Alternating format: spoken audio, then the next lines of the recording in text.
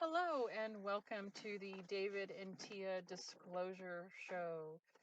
We are David and Teah, an otherwise ordinary couple married for 18 years, secret space program whistleblowers, full disclosure advocates, and just people in general who are dedicated to helping to heal the world. Welcome. Today's topic is Shangri-La, home of the Ark of the Covenant. We're trying to do Hello, now you can see us. Here we are. So, welcome. You can see we're using some new software here. We're actually using mics as well so that you won't get this in and out audio problem that we've been having. So, before we get into the topic, I'm going to do a quick introduction. Like I was saying, we're a husband and wife team. We've been married for 18 years and we are small business owners, or rather big business to us. It's a lot of work. There is no small business. Right, there's no such thing. I And shouldn't have anyone said who that. owns a business We're just knows business that. owners. Oh Yeah. yeah, that's right. I like that. Yeah, and Glad you said that. aside from being an otherwise ordinary couple, we are SSP vets, SSP survivors. That's a term I've coined, and maybe someday I'll go into why I call us survivors. But and now here in this life, we are SSP whistleblowers. Um, I know David doesn't really like that comment. Oh no, we won't go there. Oh, you had mentioned that before. Yeah, I just said I like informer.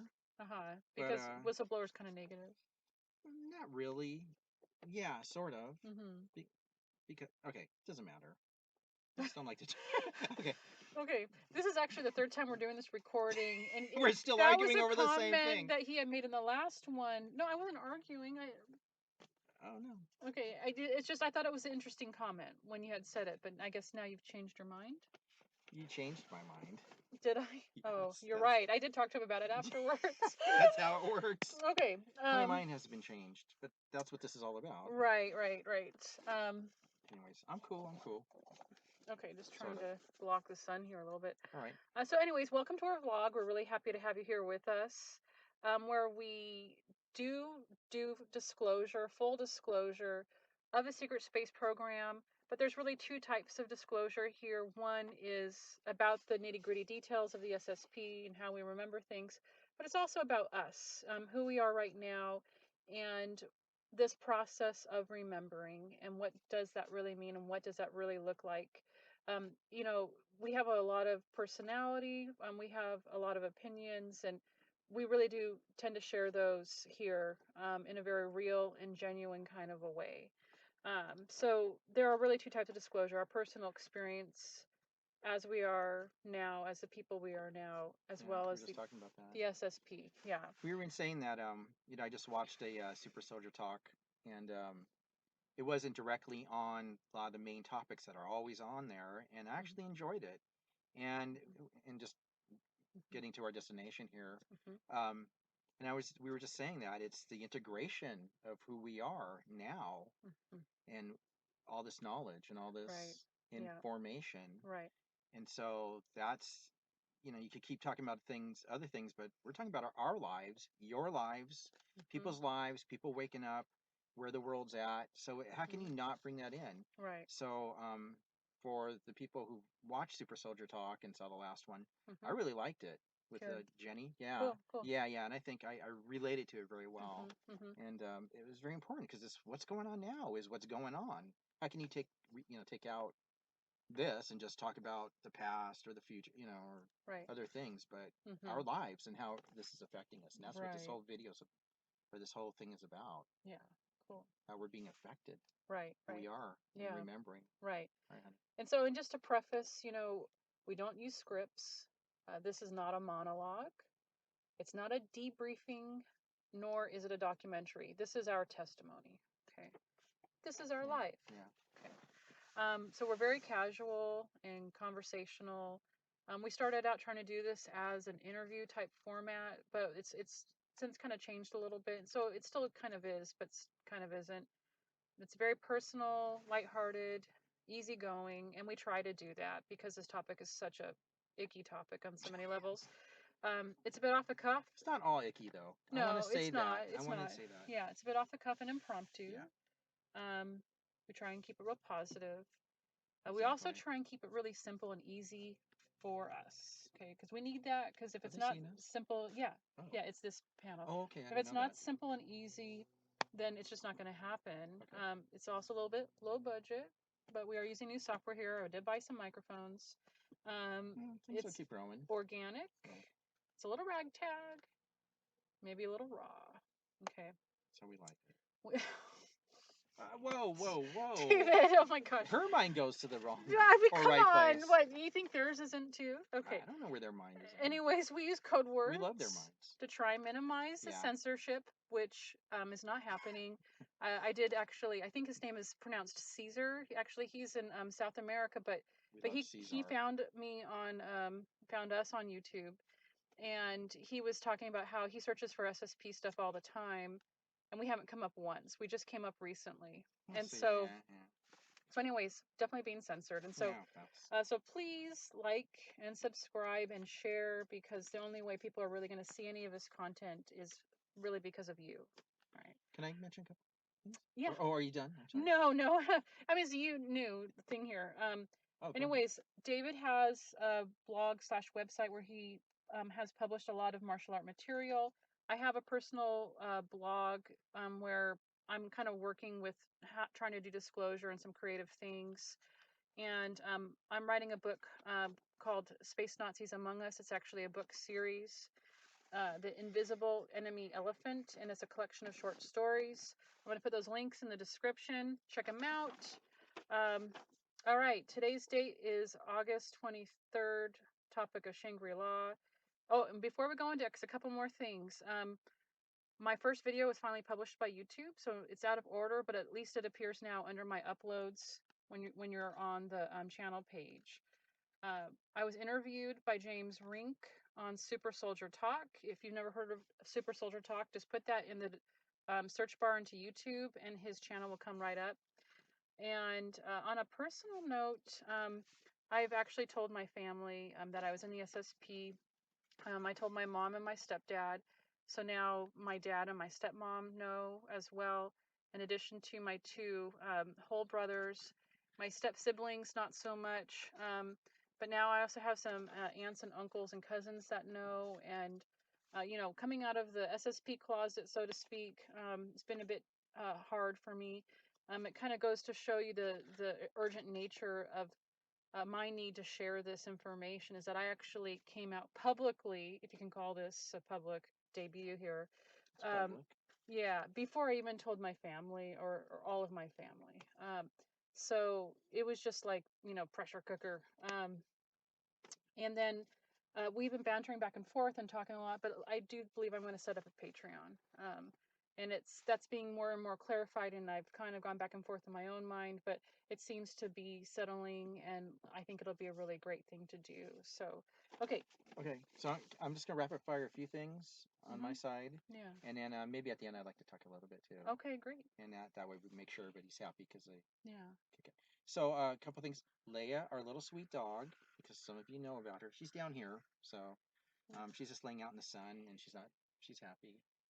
And so she says hi to everyone. He is doing something. And then the battery's going fast again, so I don't know what's happening. Oh no. So yeah, we've been having a battery issue. Anyways. And then oh, the other thing is I think we're going to rename the channel because I'm having massive memories. Insane. Some nights I'm having like 6. I had 6, I had 5. Yeah. Tia's had me write them down, which is I'm finally breaking the code and writing stuff down. And so so I remember, because there's so much. It's going nutty. And so I am becoming more involved, which I always have been, but I wasn't going to be, but I am, and I want to. I don't mind it. I want to. Some amazing disclosure information, by the way. It's crazy. Yeah. And so I've always had this, but I never, whatever. I'm surfacing. I'm like a bubble surfacing. Well, that's how it very much the bottom of the ocean. Yeah. That's how it is. And we've been doing a lot of meditating together, and I've been teaching. Well, that's another thing. Yeah, that I was going to get into. Yeah. But so change name, and then yeah. So we're gonna do more videos with me, and I had one other thought. It kind of left. Well, before it goes, because this may be our last video for all of us. There's a meteor that's coming in on September 1st. Between no. This is current events. There's a couple of them, but one is before the election, but the other one is before is on September 1st. And East Coast time is 7:49 a.m. They know it to the minute. Wow. So if you're West Coast, I said I'm sorry, 10:49. Here it would be 7:49. And it's between the Earth and the moon. And it's gonna be about 44,000 miles away. So pretty crazy. It's about 80 feet, 90 feet, I think. Yeah. In diameter, whatever it is, and across. Yeah. Yeah. Well, that's diameter. Oh, you're right. It is. Yeah. I was thinking radius. I was like, what? That's no. Okay. No, I know geometry, and so just something to think about, because that's it's in a week. So September 1st, if anybody's wants to look that up. Yeah. 2011 ES4. Well, this probably isn't going to be published. Yeah. Well, or maybe I will. Maybe I'll publish before this thing happens.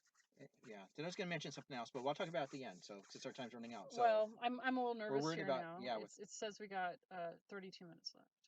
That's crazy. I don't know what's going on. Maybe this eats. Anyways, well, let's get into it then. Yeah. Okay. Great. Uh-oh. Oh, do you want me to read this off? Or something? Yeah. Oh. Okay, so we're talking about Shangri-La. This is our third round. Okay. Yeah. Be quiet. Don't be quiet. So short memory. Code love. Okay, short memory of being with the Nuggets, and them trashing, harassing priests, priestesses, and some of the Buddhist type temples, Taoist temples. They look like that. I'm not saying that's what they are. Right. And then ultra secret location, and you have the pictures. So you have it up.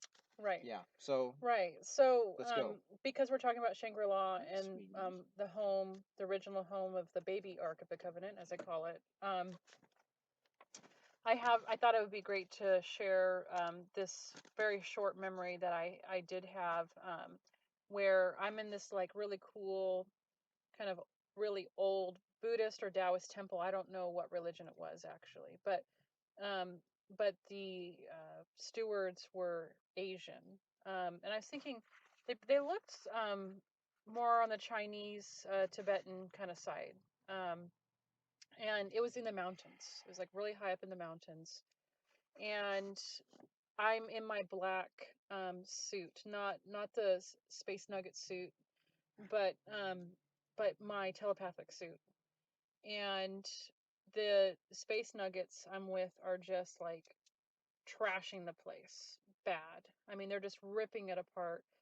And they were looking for some scrolls. And I remember this priestess looking at me really intense. And I think maybe it was telepathic, I'm not sure, but I mean, I knew what she was saying just by looking in her eyes, and she was just asking me why I wasn't doing anything.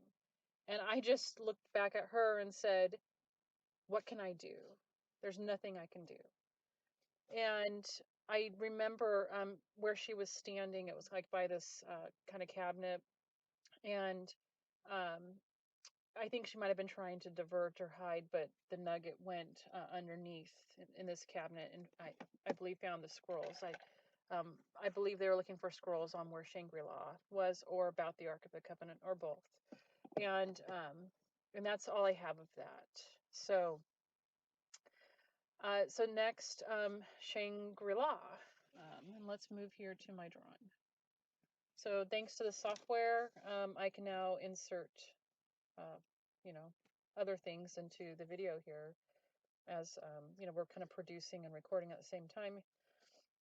And so Shangri-La, I was thinking, I think I was there 3 different times, just to be clear. One stint, which I think was the second time I was there about for 3 years with the Space Nuggets. But it is a floating city / community floating on a big piece of earth.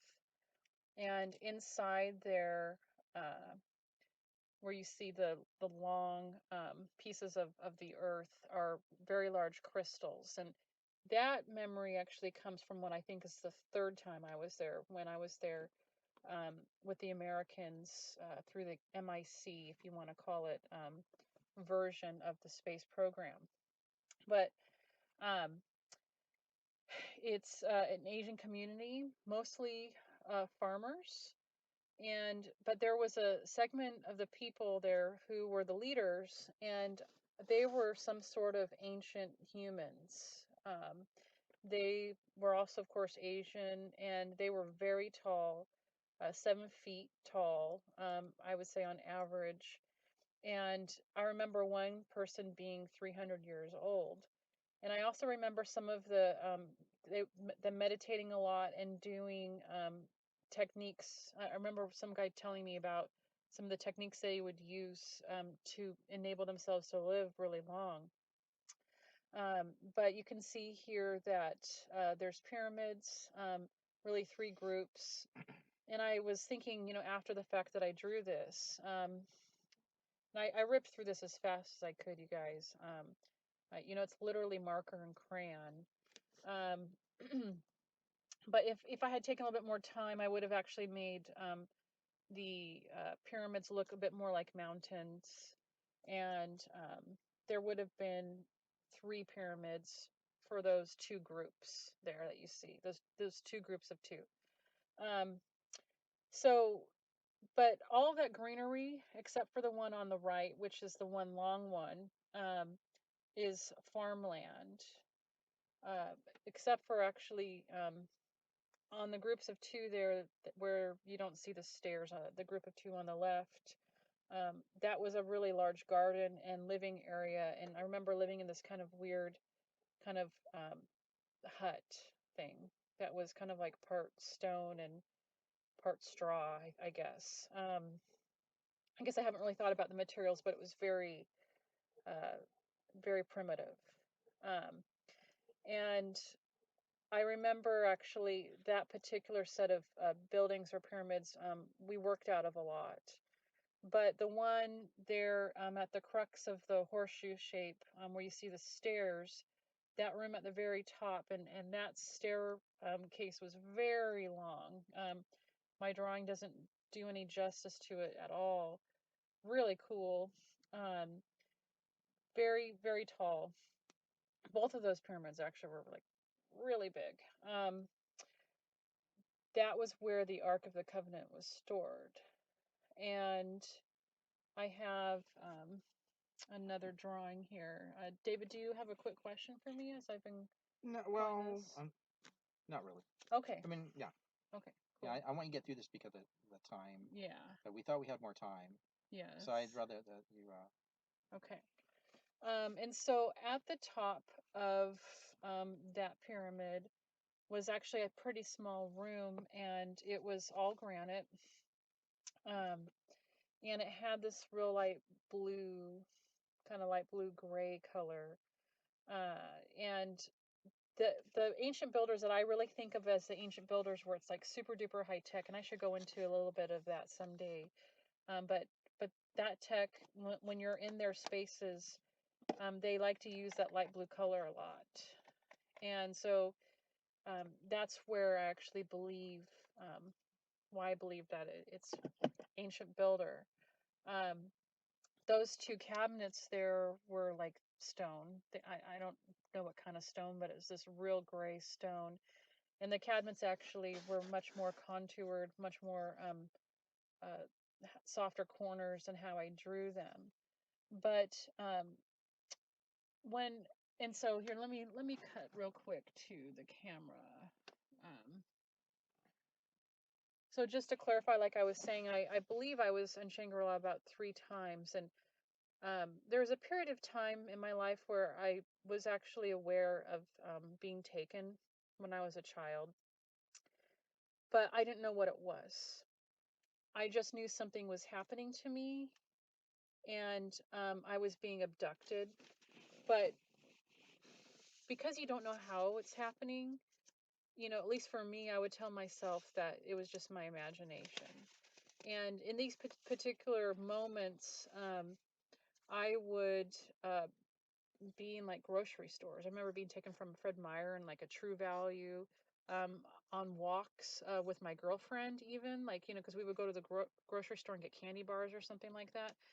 But around that time frame, gosh, I was young, you guys. I mean, like 7th grade. Um, how old are you in 7th grade? Oh, you're asking me. I think in 8th grade you're 12, so maybe 11, 10, 11. Is that really 11 years old? Mm-hmm. Gosh. I'm pretty sure in 8th grade I was 12. I was set back 3 years. No, I'm kidding. I wasn't. They want to set me forward. I said no.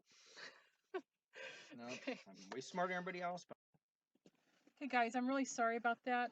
We are working with some new software here, and I'm not sure why it timed out. But our battery is really getting sucked up here. But we're going to try and continue, and hopefully we can finish this particular topic in the time that we have. But anyway, so to carry on here, part 2 of Shangri-La, the Ark of the Covenant. I'm sorry, the home of the Ark of the Covenant. So I'm in this room, and gosh, maybe I was 11. I don't know. I would have to think about it. But I remember being crawled up in that little nook in those cabinets here. And of course, the main one that you can see that has the dial on it, that is a lock. It's a safe. And I remember being curled up in that little nook right there, just crying my eyes out. I mean, you can't imagine the hysteria because this this nugget was just absolutely terrorizing me. And I remember telling him, it should open. I don't know why it's not opening, but it should open. And I was totally afraid for my life. Um, and I and see, that's where I think to myself that he must have been doing. They do have devices that I believe, because I can get a sense of it. I don't remember seeing it, but I can get a sense of it, where they put it on your head, and that's where it can push information into your brain and take it.